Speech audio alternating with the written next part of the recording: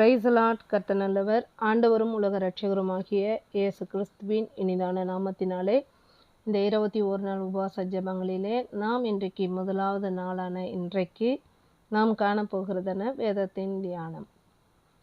எரேமியா 17:10 நாம் வாசிக்கிறோம். இருதயத்தை ஆராய்கிற கர்த்தர். நம்முடைய இருதயத்தை கர்த்தர் ஆராய்ந்து அறிந்திருக்கிறவராயிருக்கிறார்.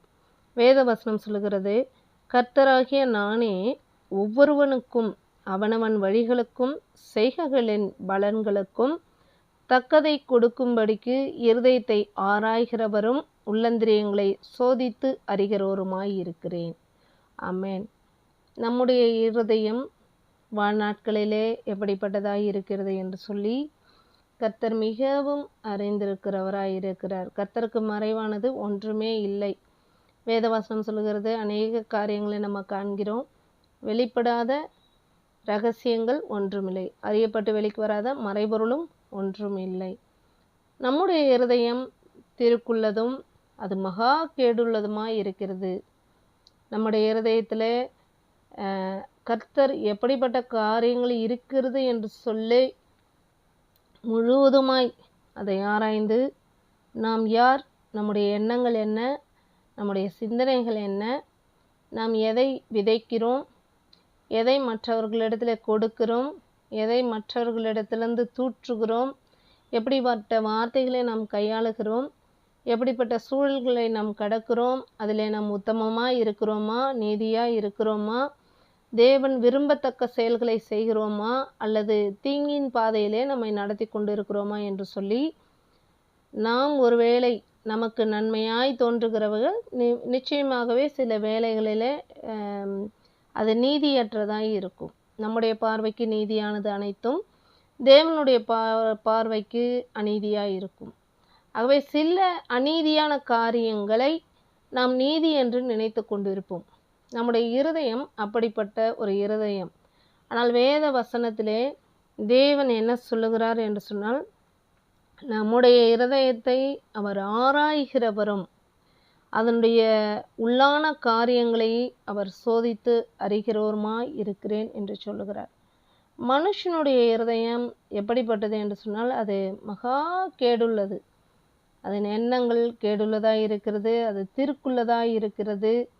சங்கீத புஸ்தகத்திலே கூட நம்ம வாசிக்கும் பொழுது 64வது அதிகாரம் 6வது வசனத்தில் நம்ம வாசித்தோம், அல்லது பிரசங்கி 9:3 நம்ம வாசித்தோன்னு சொன்னால் கூட நம்முடைய இருதயம் தீமையினால் நிறைந்திருக்கிறது. நியாயக்கேடுகள் நிறைந்த ஒரு இருதயம். எது நியாயம், எது நியாயமற்றது என்று சொல்லி தன்னிலை அறியாத இருதயங்கள், அவசரப்படுதல், துரிதமாய் முடிவெடுத்தல், துரிதமான காரியங்களின் நிமித்தம் நம்முடைய இருதயம் நியாய கேடுகள் உள்ளதான ஒரு இருதயமாய் இருக்கிறது.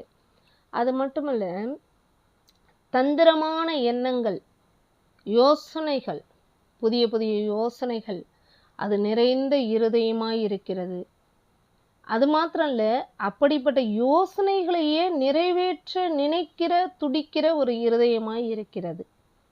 ஆகவே இந்த மனித வாழ்க்கையிலே நம்முடைய இருதயம் நாம் சந்திக்கிற மனிதர்களால் இருக்கலாம், அல்லது நம்ம சந்திக்கிற சூழ்நிலைகளால் இருக்கலாம், எப்படிப்பட்ட காரியங்களாக இருந்தாலும் நியாயங்களை அறியாதபடிக்கு தந்திரங்களும் அதனுடைய யோசனைகளும் நியாயக்கேடுகளையும் தீமையினாலே இந்த மாம்சத்தின் உள்ளத்திலே அது இருதய முழுவதும் கடினப்பட்டதாக இருக்கிறது.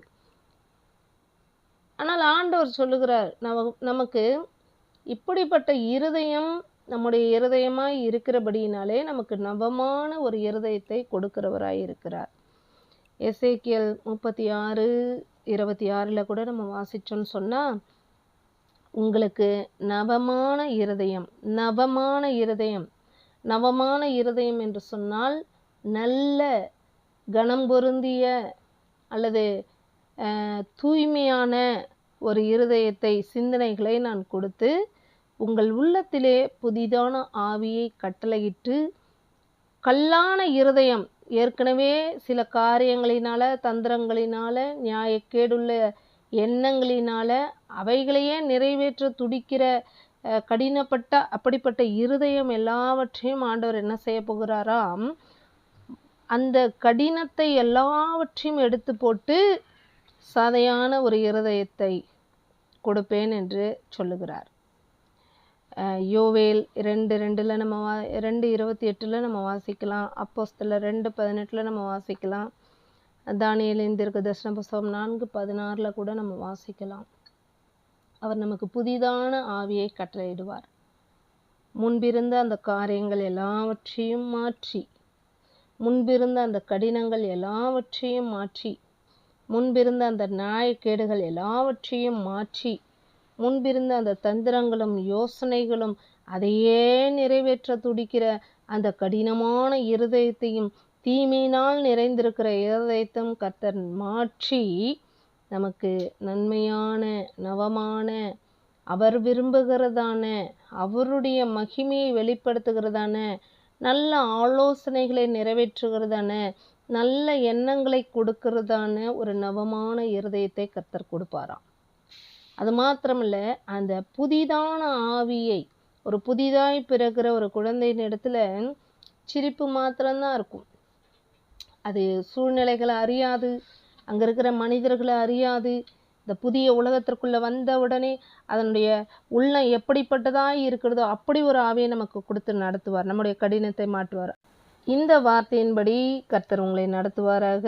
இந்த நாளை உங்களுக்கு ஆசீர்வாதமாய் மாற்றி தருவாராக. இந்த முதல் நாளிலும் இதை இந்த வேத வசனத்தின்படி தியானித்து நம்மை நாமே தேவன் பக்கமாய் திருப்பிக் கொள்வோம். கர்த்தர் உங்களை ஆசீர்வதிப்பாராக. அனைவருக்கும்